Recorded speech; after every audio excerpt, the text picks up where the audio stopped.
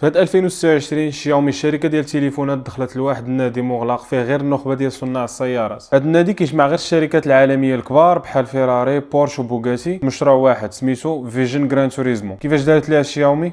تبع معايا. اللعبه المشهوره غران توريزمو دايره بروجي فين دايره شراكه مع الاوتوميكرز باش يصايبوا اولا يصمموا هايبر كارز. هاد الطوموبيلات هما فين الشركات كيستعرضوا العضلات ديالهم في التصميم واحدث التكنولوجيا اللي وصلوا لها. المهندسين كياخذوا راحتهم بعاد على القوانين ديال السير والتحديات ديال الامان باش يصايبوا وحوش ماشي طوموبيلات عاديه، ومنها كيشوفوا التصميم واش غادي يعجب الناس قبل ما يادابتيوها مع الواقع ويدوزوا المرحله ديال الانتاج ويخسروا بزاف ديال الفلوس. شاومي زعمات حتى هي على هذا البروجي هذا وبغات تبين القوه ديالها في التصميم والتكنولوجيا. اكيد حيت هي في الاصل شركه ديال التكنولوجيا وخاصها تثبت الجداره ديالها في السوق العالميه، وهكا حطات واحده من اقوى الطوموبيلات اللي كاينين في هذا البروجي هذا. طوموبيل الكتريك 1900 هورس باور، وحش اللي يقدر يمشي من 0 ل 100 اقل من 2 سكوند، والسرعه القصوى ديالها توصل حتى ل 350 كيلومتر في الساعه. التصميم ديالها كيف ما كيقولوا هما منحوت بالريح، مركز على التقليل ديال الاحتكاك والثبات في السرعه العاليه. وفيها الشاومي بلس مساعد ديال الذكاء الاصطناعي اللي مدمج في الطابلو، كيتفاعل مع الحاله النفسيه ديال السائق وبدل الموسيقى او الاضاءه على حسب المود. هاد الطوموبيل واخا غير كونسيبت مديول على قبل اللعبه ديال غران توريزمو، ولكن كيبين باللي شاومي قادره تنافس النخبه في الهندسه والابتكار. الا بغيتي تشوف محتوى عنده علاقه بالالكتريك كارز او اخبار ديالهم ما تنساش دير فولو وتهلا.